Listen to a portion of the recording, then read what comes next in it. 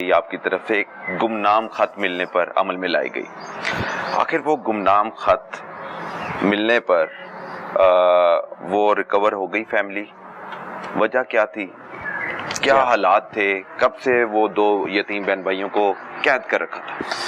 جی بالکل، آپ کا بڑا ہی آپ نے اب جا کے صحیح پوائنٹ آؤٹ کی یہ چیز کہ یہاں پہ یہ جو بڑا کیس ہوا تھا یہ بڑا ہائی لائٹ ہوا ہے جی. اور انفارچونیٹلی یہ ہماری سوسائٹی کی بے حسی ہے کہ اس قسم کے کیسز ہوتے ہیں. یہ دو بہن بھائی تھے جو کہ ایک گاؤں میں گک گاؤں ہے، تھانہ نیلا میں آتا ہے.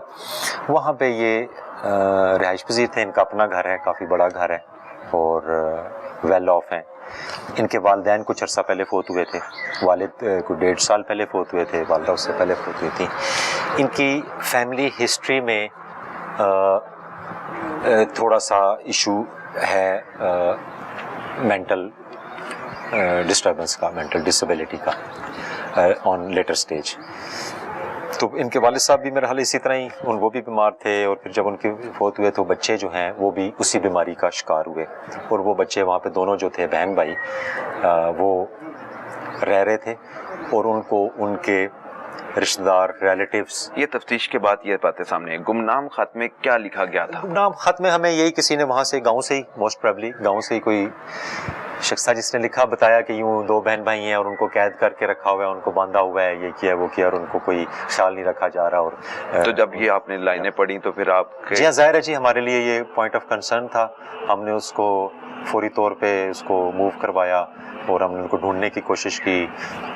اس گاؤں میں پہنچے، اس کے بعد پھر وارنٹ بھی لے لیے کورٹ سے بھی تاکہ چیزیں ساری آن ریکارڈ ہو جائیں. اور جس وقت ایس ایچ او وہاں پہ پہنچے اور برآمد کیا وہ، تو اس وقت تک وہ جو میڈیکل رپورٹ بھی آئی ہے کہ وہ بھوک پیاس سے اور پور ہائیجینک کنڈیشنز کی وجہ سے وہ جو خاتون تھی اس کی ڈیتھ ہو چکی تھی. تو اس کو وہاں سے برآمد کیا گیا. پھر اسی گھر کے ایک اور کمرے سے، بلکہ سٹور ٹائپ تھا، وہاں سے وہ بچہ جو تھا لڑکا تو جو وہ وہاں پہ موجود تھا، اس کو وہاں سے برآمد کیا گیا.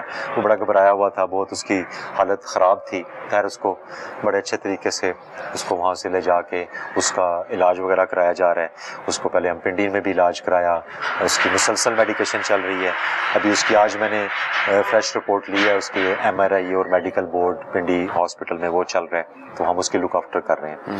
تو انفارچونیٹلی جب ہم نے اس کے ارد گرد کے حالات دیکھے تو وہ جو تمام رشتہ دار تھے جو ارد گرد جن کے گھر ہیں، قریبی رشتہ دار ہیں، وہ لوگوں کے مطابق کہ جی وہی ان کا خیال رکھ رہے تھے اور ٹیک کیئر کر رہے تھے.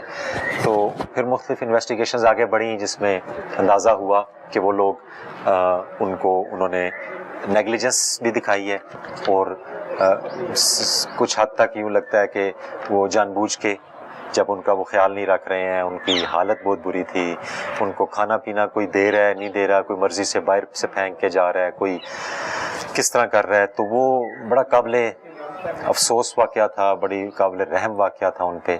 اور اس کے بعد پھر ہم نے پولیس کارروائی کی جی. ہم نے جو ہے وہ کیس رجسٹر کیا انڈر 302 میں. اس کو ہم نے پرچہ درج کیا ہے. اس میں 10 ہے نا جی نامزد، 10 لوگ نامزد ہوئے جو بینیفیشری تھے.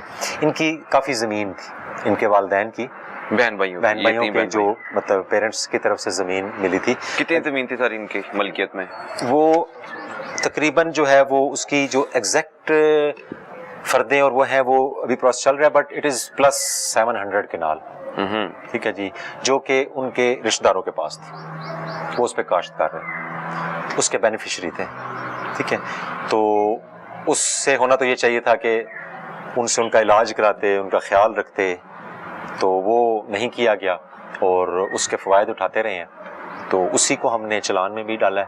ان کو ہم نے جو ہے وہ کیس کو آگے ابھی ہم نے. سر کتنے سال قید کر کے رکھا؟ تفتیش میں کیا بات سامنے آئی ہے؟ اچھا ایز سچ آپ اس کو اگر کہتے ہیں نا کہ وہ انہوں نے وہ چونکہ مینٹلی ایشوز تھے ان کے، تو ظاہر ہے آپ کو سم ٹائم کوئی لڑکا اگریسو ہو جاتا ہے یا بچی کوئی اگریسو ہوتی ہے یا اس طرح کرتے ہیں تو وہ کہتے ہیں جی ہم تو جاتے تھے تو ہمیں پتھر مارتے تھے، اس طرح کرتے تھے، ویسے کرتے تھے. وہ ساری چیزیں ساتھ ساتھ ہوتی ہیں، بٹ ان کو باندھنا نہیں چاہیے تھا.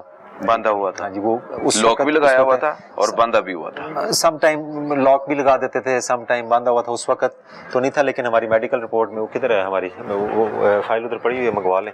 کاز آف ڈیتھ میں جو ڈاکٹر نے بھی لکھا ہے کہ اسٹارویشن، بھوک پیاس، پور ہائیجینک کنڈیشن، گند، سارا وہیں پہ سارا کچھ وہ سب جب آپ اسی کمرے میں، جب اس بیچاری کی ذہنی حالت اس طرح کی تھی، سب کچھ وہاں ہو رہا ہے، تو ان میں سے کسی کو، یہ جو قریبی رشتہ دار تھے، رحم ہی نہیں آیا. ان کو ان کا خیال رکھنا چاہیے تھا. ٹھیک ہے نا.